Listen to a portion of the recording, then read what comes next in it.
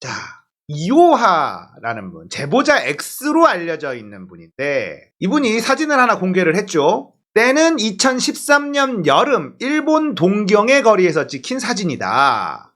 이때 김건희는 이미 윤석열과 혼인 관계였던 시절 서로의 눈빛이 너무 애틋하다. 김건희는 이 여행에 윤석열을 안 데리고 갔습니다. 자, 제보자 X가 이런 글을 썼는데 이 당시에 김범수는 코바나 컨텐츠의 이사였을 겁니다. 그런 부분들도 한번 쭉 짚어보도록 할게요. 자, 이분이 앞으로 깔 사진이 몇 장이나 남아있는지 보자. 아직 좀 많네. 이분의 이 제보자 X로 알려져 있는 이분의 정보력은 진짜 대단하다. 이런 생각이 들어요. 내 예상으로는 다음 주에도 너 뒷목 잡는 보도가 또 나올걸? 아마 그럴 거야. 미국에 잘 댕겨와라.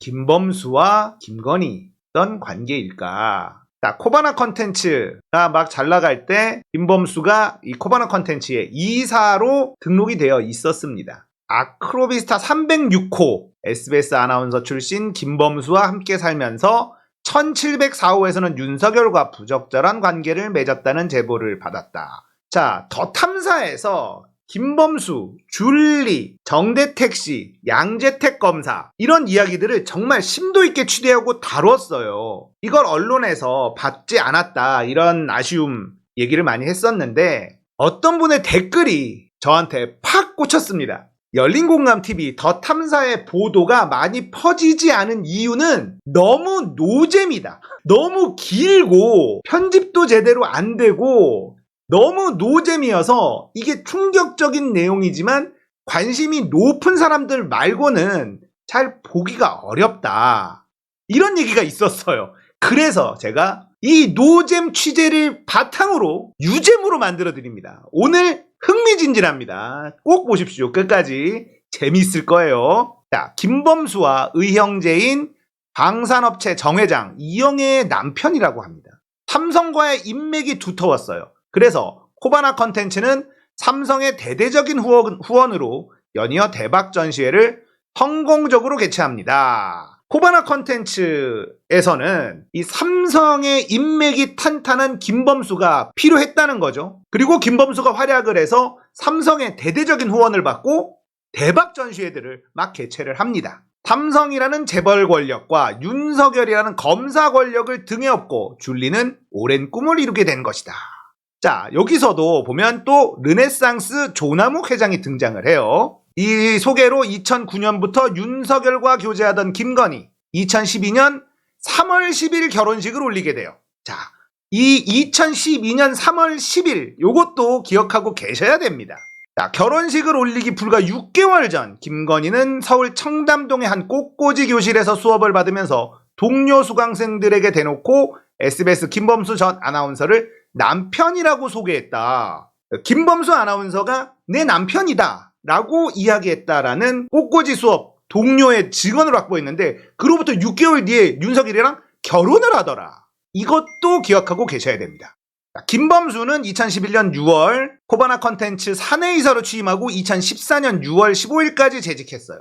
그러니까 이 사진 2013년 여름 코바나 컨텐츠에서 일하고 있을 때이기 때문에 업무상 여행은 간 걸 수도 있습니다. 그래서 이 사진 자체가 문제가 되기는 어려울 거예요.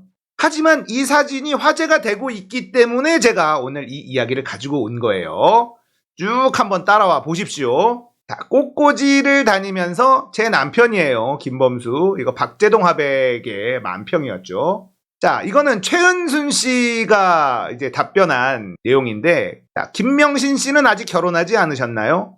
안 했는데 2011년 10월 결혼할 예정이다. 김명신이 지금 결혼할 사람은 라마다 조 회장이 소개시켜준 사람으로 2년 정도 교제했다. 이런 얘기가 나옵니다. 2000년부터 2002년 초에 김명신이 김춘용에 사는 대련아파트 2층에 살다가 서초동으로 이사를 가고 백윤복에게 그 집을 팔아. 자, 백윤복이 등장을 합니다. 나중에 정대택 아저씨와 최은순 간의 다툼에서 등장하는 법무사 백아무개 씨로 알려져 있는 사람이에요.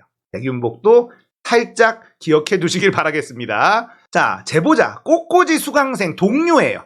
2011년도 즈음에 김건희가 SBS 김범수 아나운서를 자기 남편이라고 했었다. 이런 제보자가 등장을 했습니다. 자, 꽃꽂이샵 근처 커피숍에서 김범수 아나운서가 복장을 정갈이 갖춰 입고 김건희를 기다리곤 했었다. 모자를 눌러 쓰고 온 것도 아니어서 사람들이 대번 알아봤었다. 몇 시간씩 기다린 건 아니고 수업 끝나기 1시간 전 정도에는 왔었다. 구체적인 증언이죠. 자, 노덕봉 씨, SBS 아나운서 김모 씨 모친과 최은순이 경매에 들어갔던 우리 집 남산스카이를 보러 온 적이 있었다. 최은순이 집을 낙찰받아서 김 아나운서 준다고 했다. 자, 이런 진술이 있습니다. 노덕봉 씨 이야기도 다음에 기회 되면 다루도록 하겠습니다. 정대택 씨만큼이나 억울한 사연을 가지고 있는 분이죠. 자, 이런 김범수 아나운서와 결혼할 사이다. 아예 남편이라고 부르고 다녔다. 이런 구체적인 정황들, 증언들이 많이 나왔습니다. 정대택 아저씨의 이야기로 좀 넘어가야 됩니다. 왜냐하면 아까 맨 처음에 등장했었던 아크로비스타 306호 아크로비스타 306호와 1704호가 있는데요.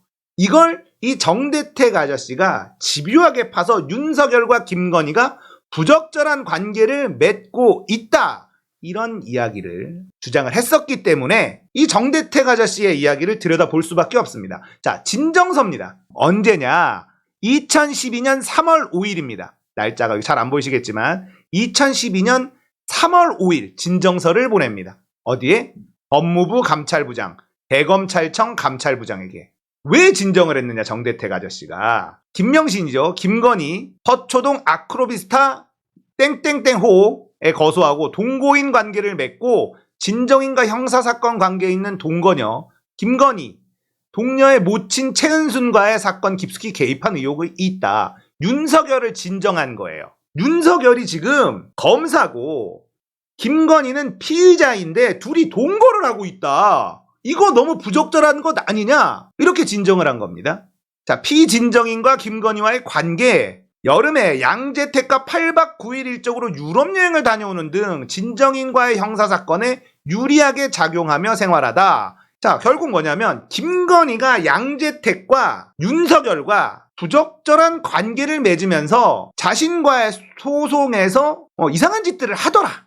이런 진정이에요. 자, 윤석열, 양재택, 최은순, 김건희 이렇게 얽혀 있는데 정대택 아저씨는 최은순과 어마어마한 소송을 하고 있었는데 이 검사들이 등장해서 내가 한 소송이 이상하게 흘러가더라. 그런데 피의자와 같이 살더라. 이런 진정을 했어요. 언제라고요? 3월 5일.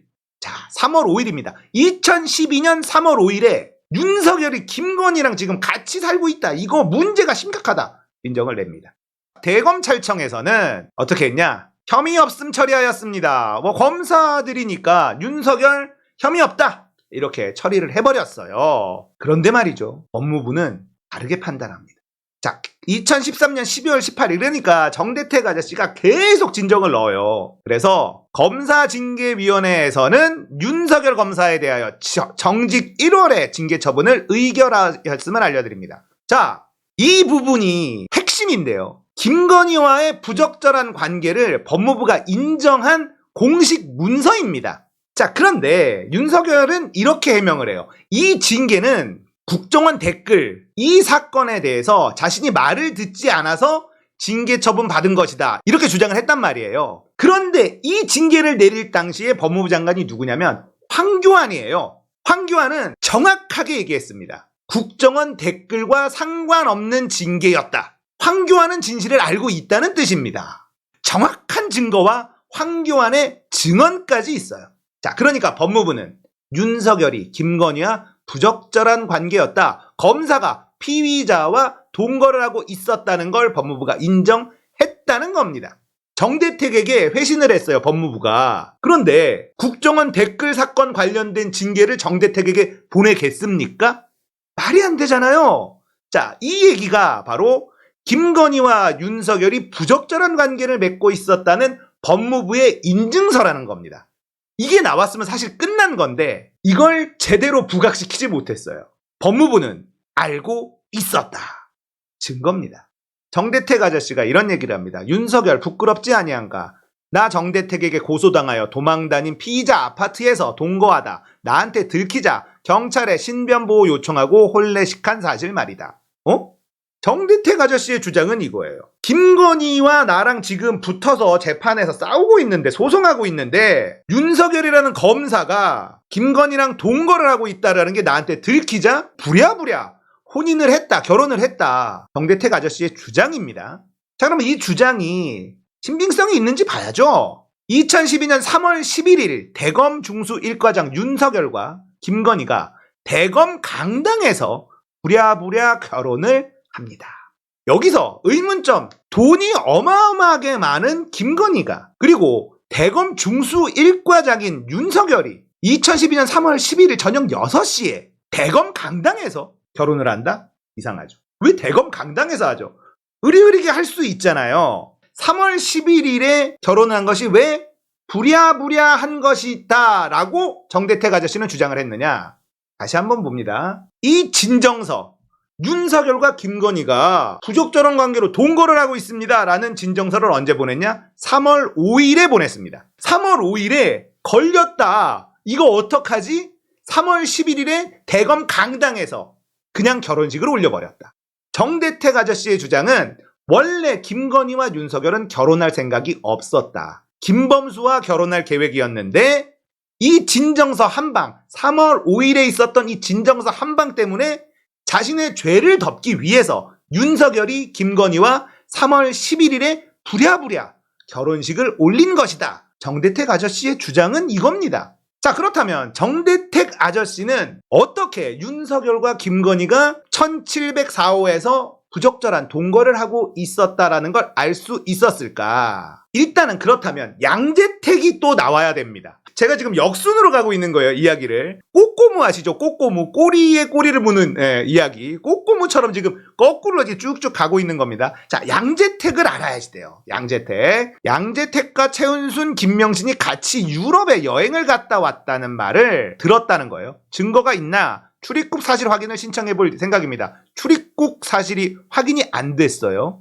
자, 이러자 최은순한테 또 물어봅니다. 피의자 말이 사실인가요? 말도 안 되는 소리다. 양재택이 라마다 호텔 조나묵 회장과 잘 아는 사이고 저도 조나묵 회장을 잘 알아. 저희 가족과 양재택 씨 가족이 자연스럽게 만나는 관계다. 양재택의 부인도 잘 알고 있고 가족 전체도 잘 안다. 그러니까 뭐 유럽 여행 간 거 다 거짓말이다. 뭐 이렇게 얘기를 했어요. 이거는 법정에서 있었던 얘기 같죠? 자, 정대택 아저씨는 외화 송금 신청서라는 증거를 찾아냅니다. 자, 송금자는 최은순의 친척이에요. 그리고 8,800달러를 양재택의 아내에게 보냅니다. 외화 송금을 한 증거를 정대택 아저씨가 확보를 합니다. 거기다가 결정적인 증거를 잡아내는데, 자, 이게 뭐냐? 발송인 정대택, 수취인 윤석열, 등기를 보냅니다. 어디로? 아크로비스타 1704호에 등기를 윤석열에게 보내요. 그런데 이게 배달 완료가 되네. 자, 그렇다는 건 뭡니까? 여기에 윤석열이 살고 있다는 걸 확인했다는 겁니다. 등기 우편을 보내서 말이죠. 정대택 아저씨가 엄청나게 똑똑하죠. 잠깐만, 1704호에 윤석열이 살고 있으면 안 되는데 왜 여기에 등기를 윤석열에게 보냈는데 이게 수령이 됐지? 수령이 돼버렸어요, 이게. 자, 그렇다면 1704호는 김건희가 살고 있어야 되는데 윤석열에게 보낸 등기가 수령이 됐다는 건 김건희와 윤석열이 1704호에서 살고 있다라는 강력한 증거를 정대택 아저씨의 기지로 찾아낸 겁니다. 이게 나왔어요. 그리고 더 탐사에서 보도를 했었다. 흥미진진하죠? 자, 여기는 더 탐사에서 양재택 검사의 모친을 찾아가서 인터뷰를 합니다. 자, 윤석열도 김명신이 양재택 검사하고 사귀었었다는 거, 같이 살았다는 걸 알고 있었던 거죠? 알고 있었었지, 그걸 모르겠어? 윤석열은 김건희와 결혼할 생각이 없었다는 겁니다. 양재택이랑 동거하고 사귀었다는 걸 알고 있었기 때문에 내가 굳이 그 여자와 결혼을 해야 되겠어? 그럴 생각은 없었다는 거죠. 처음에 동거를 시작했을 때 윤석열은 서울에 있지 않았고요. 지방에 있었어요. 서울에 올라올 때마다 1704호로 갔었던 거죠. 그렇게 윤석열과 김건희의 관계가 시작이 됩니다. 김건희는 양재택과 동거를 하고 있었고 양재택은 유부남이었어요. 그렇게 부적절한 관계를 맺고 있다가 양재택이 검사복을 벗자 윤석열로 갈아타게 된 겁니다. 윤석열로 갈아타면서 김건희로 개명을 해요. 김명신에서 김건희로 개명을 해야 된 이유가 명확하게 있었던 거죠. 김명신이라는 이름으로 알고 있는 사람들이 너무 많았기 때문에 김명신은 이제 김건희로 이름을 바꿀 수밖에 없었던 거다. 그리고 얼굴까지도 바꿀 수밖에 없었던 거다. 우리는 이런 추측을 할 수 있습니다. 자, 김범수와 결혼을 할 사이였다라는 것, 아나운서 김범수를 남편이다라고 이야기하고 다녔다는 것, 그때까지만 해도 김명신이었습니다. 그리고 나서 양재택이 검사의 옷을 벗자 윤석열로 갈아타고 이 과정에서는 조남욱 회장이 또 등장을 하게 되죠. 이제는 김명신을 버려야 될 타이밍.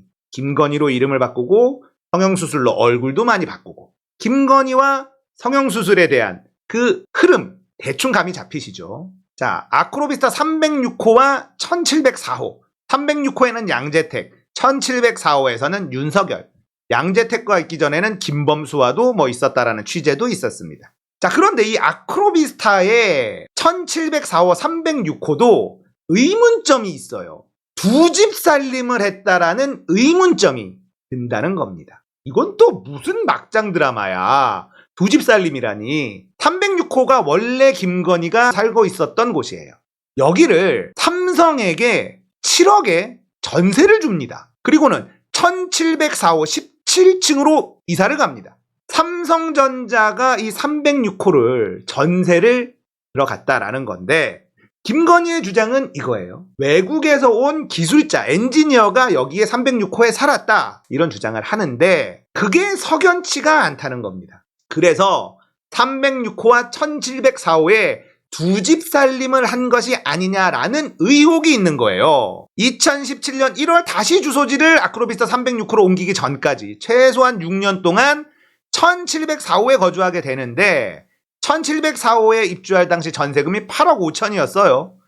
1704호의 집주인은 전세금을 단 한 차례도 올리지 않다가 김건희 부부 다음에 입주한 사람에게는 2배에 달하는 16억 원의 전세금을 받게 됩니다. 1704호 집주인을 찾아다닙니다. 이 집주인이요, 윤석열 부부가 1704호에 사는 동안 계속해서 세입자로 떠돌이 생활을 했습니다. 서초동의 아크로비스타 70평대의 그 으리으리한 집을 놔두고 세입자로 떠돌이 생활을 했다라는 걸 취재를 통해서 알아내요. 마포구 도원동 삼성 레미안 아파트에서 세를 사는 것으로 나올 뿐 이들이 누구인지 어디서 사는지는 잘 알려지지 않았어요. 그런데 경기신문, 열린공감TV, 더 탐사 이런 데서 연대 취재를 막 합니다.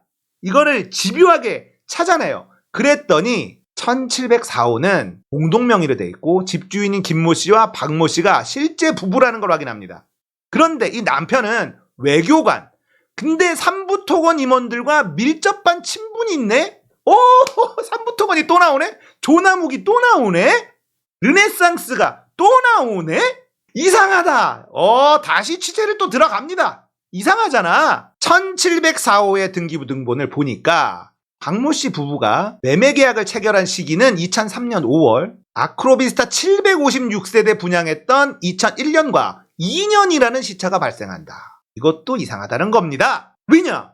여기가 굉장히 좋은 위치에 17층의 넓은 평수 로얄층 인기가 많은데 이게 분양할 때보다 2년 뒤에 계약을 해? 이상하다. 자, 그렇다는 건 이거 빼놓은 물량 아니냐?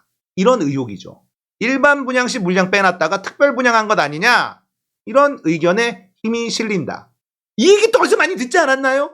박형준의 LCT 지나가다가 우연히 만나서 계약을 했다는 그 LCT 로얄층 물량을 빼놨다가 받은 것 아니냐라는 의혹이 있었던 박형준. 수십 대 1의 청약 경쟁률이었는데 2년 뒤에 이 17층이 계약이 됐다. 이상하다 이거죠. 1704호의 집주인 이분인데 외교관이에요. 그런데 파키스탄 대사, 파키스탄 영사, 파키스탄 한인회장경 삼부토건 전무, 삼부토건 대표이사, 삼부토건 무슨 이사, 삼부토건하고 이렇게나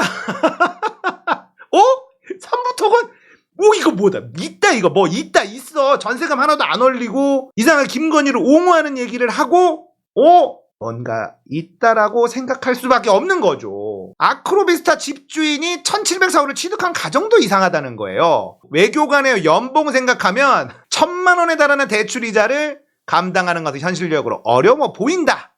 뭐 이런 얘기입니다. 그러니까 1704호가 이 부부의 것이 아니라 실제 뒤에 누가 있는 것이 아닐까? 혹시 삼부토건 조남욱 회장? 아닐까? 이런 의혹, 이런 상상을 할 수 있는 여러 정황이 있었다는 겁니다. 삼풍백화점 더 아크로비스탄 청약 경쟁률 32대1, 고층부 청약에서 최고 32대1의 경쟁률을 보였는데 17층만 미분양으로 남아있었다. 그걸 믿어라. 그리고 2천만 원의 피만 얹어서 구매했다. 믿을 수 있나요? 믿을 수 없다. 상식적이지 않다. 이 집주인을 찾아가 봤더니 남편이 외교관인데 삼부토건에 엄청 밀접한 관계가 있는 사람이더라. 어허, 조나무, 르네상스 호텔, 줄리, 떠오를 수밖에 없는 그런 스토리가 나오는 거죠. 자, 아크로비스타 1704호, 306호 이야기를 하다 보니까 여러 가지 이야기가 또 나왔습니다. 그러면 이걸 봐야 돼요. 정대택 아저씨의 기구한 사연을 봐야 됩니다. 정대택 아저씨가 등기를 보내는 기지를 발휘해서 1704호에 윤석열이 살고 있다는 걸 찾아냈어요. 그렇다면 피의자와 검사가 부적절한 동거를 하고 있다는 강력한 증거를 찾아냈음에도 이 일은 이슈가 커지지 않습니다. 법무부 징계는 정직 1개월이라는 중징계는 확실하게 내려졌고요. 자, 정대택 아저씨의 사연 처음부터 출발해봅니다. 자, 꼬리에 꼬리를 물어서 정대택 씨가 최은순과 어떻게 엮였고 김건희와 어떻게 엮였고 윤석열과 양재택과 어떻게 엮여서 인생이 망가졌는지. 오금동에 스포츠 프라자가 있습니다. IMF 때 이게 파산을 하고 여기에 비상대책위원회로 활동을 하고 있었어요. 정대택 씨가. 그래서 이게 넘어갔어, 경매로. 근데 이게 어느 정도였냐면요. 원금이 152억 2천만 원, 이자 120억, 총 272억 이 정도였는데 120억 원 정도의 세금 압류가 있고 1,500명 정도의 회원들 반환해주고 복잡해서 경매가 계속 유찰되는 거예요. 낙찰 금액이 계속 떨어집니다. 그래서 정대택 씨는 이 채권을 사면 돈 벌겠다. 이런 생각을 하게 됩니다. 이때 이 건물이 뭐냐? 바로 여기예요. 스포츠클럽 서울레저. 엄청나게 크죠? 오, 크기 어마어마하죠? 자, 위치를 한번 볼까요? 올림픽 선수촌 아파트 사거리, 방이역, 올림픽공원 사거리. 여기에 있습니다. 위치도 좋아요. 송파구에 좋은 위치에 있습니다. 오, 건물 으리으리하죠? 어마어마하게 으리으리하죠? 스포츠 센터였습니다. 완전히 큰 스포츠 센터였는데, 자, 이 채권을 매입을 하려고 하니까 일단 목돈이 좀 필요했어요. 한 10억 정도 보증금이 필요했습니다. 그래서 정대택 씨는 수소문을 해요. 이 돈을 댈 사람을 찾습니다. 그때 최은순을 만납니다. 자, 최은순에게 이 사업을 설명을 해요. 자, 이 스포츠 센터를 매입을 하자. 이거 다 지나고 나면 다시 되팔아서 50억 정도는 남을 것 같다. 이런 사업 설명을 쭉 합니다. 최은순이 콜 해요. 그러니까 사업 아이디어, 사업 진행을 정대택 씨가 맡고 전주를 최은순이 맡고 되팔았을 때 이익을 반반으로 나누자. 자, 이런 계약을 체결을 합니다. 그리고 이 계약을 공증을 받아요. 누구에게? 법무사 백씨. 자, 이 법무사 백씨가 또 등장을 하는데 이 법무사 백씨는요, 정대택 아저씨의 초등학교 친구입니다. 찾아가서 이런 계약을 합니다라고 같이 계약서를 쓰고 법무사 앞에서 공증까지 받고 완벽하게 계약을 끝내요. 2003년 6월에 272억짜리 오금 스포츠 프라자 이 채권을 99억에 공매로 낙찰을 받습니다. 2003년 9월에 3개월 뒤에 경매를 통해서 165억에 팝니다. 그래서 채권에 대한 선순위 이렇게 배당을 받는데 53억 1천만 원의 이익금을 딱 남겨요. 3개월 만에. 정대택 아저씨의 보는 눈은 정확했고 최은순의 투자도 확실했죠. 자, 이러면 이 약정에 따라서 서로 계약한 거에 따라서 26억 5,500만 원씩 딱딱 나눠 가지면 게임이 끝나는 거였는데 최은수는 배가 아픕니다.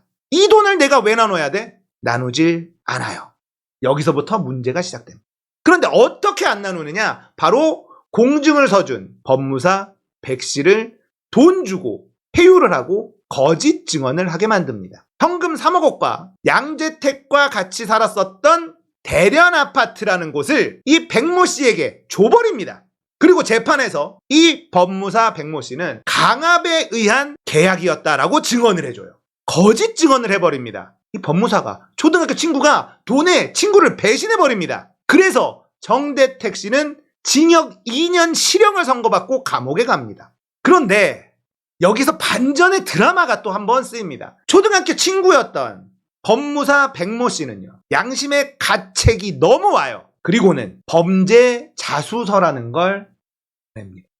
자수인 백모 씨, 전직 법무사, 고소인의 사주를 받고 허위 진술과 자료를 제출하고 그 사건이 기소가 되어 공판존의 사건 1심과 항소심에서 거짓말에 있으면 위증의 벌을 받기로 선서하고 고소인으로부터 대가를 받고 허위의 사실로 모해 위증하였다. 현금 3억과 아파트를 받고 내가 거짓 증언을 했다라는 자수서를 제출을 합니다. 무고한 피고인이 유죄 판결을 받고 2년의 실형을 살게 하였다. 내가 자수한다. 나 처벌받겠다. 자, 이러면 게임 끝난 거 아닙니까? 이러면 게임 끝난 거잖아요. 그런데 게임이 끝나질 않습니다. 양재택이라는 뒷배가 있어서 그런 게 아니냐라는 강한 의심이 드는 사건이 벌어지죠. 여기서 게임이 끝난 게 아니라 범죄 자수한 법무사 백모 씨를 검찰은 기소를 해버려요.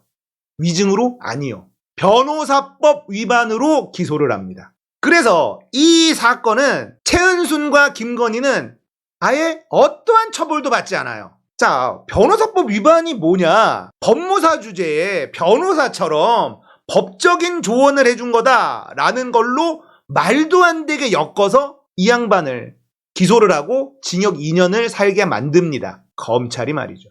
내가 위증했습니다라고 자수를 했는데 이걸 들여다보지 않고 법무사가 변호사 짓을 했네? 너 기소, 징역 2년.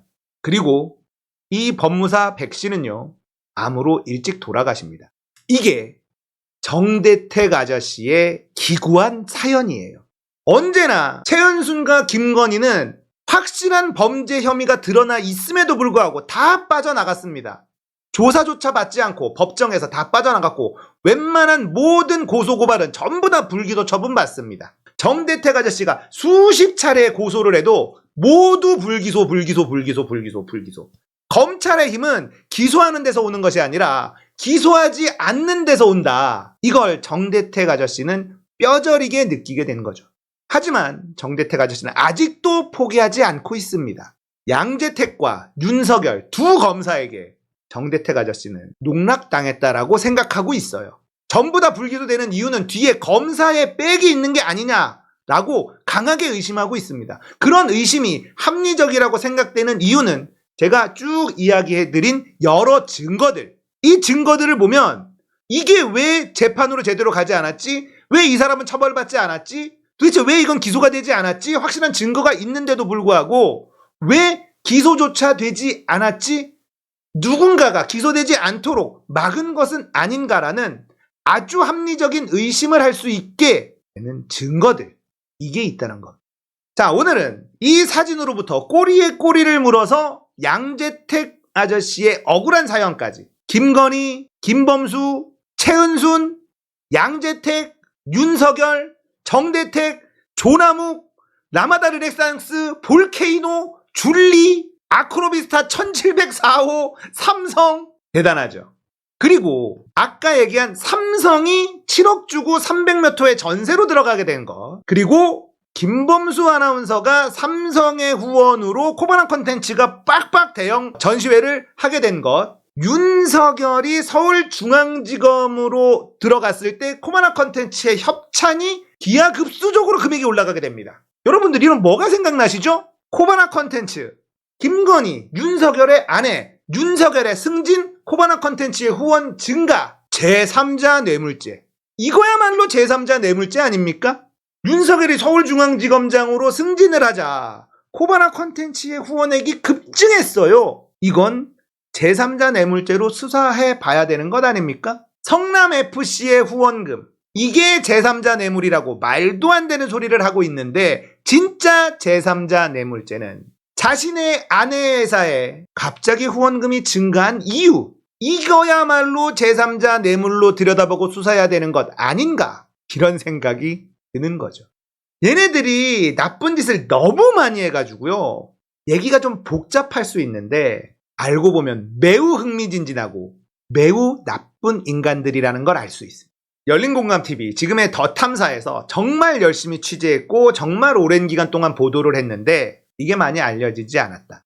그래서 그렇다면 내가 이걸 흥미진진하게 한번 다뤄줘 보자. 그래서 오늘 이 사진이 나온 김에 이 사진 자체는 문제가 되질 않아요. 이걸로 꼬리에 꼬리를 물어서 양재택 아저씨의 기구한 사연까지 쭉 한번 흘러가 본 겁니다.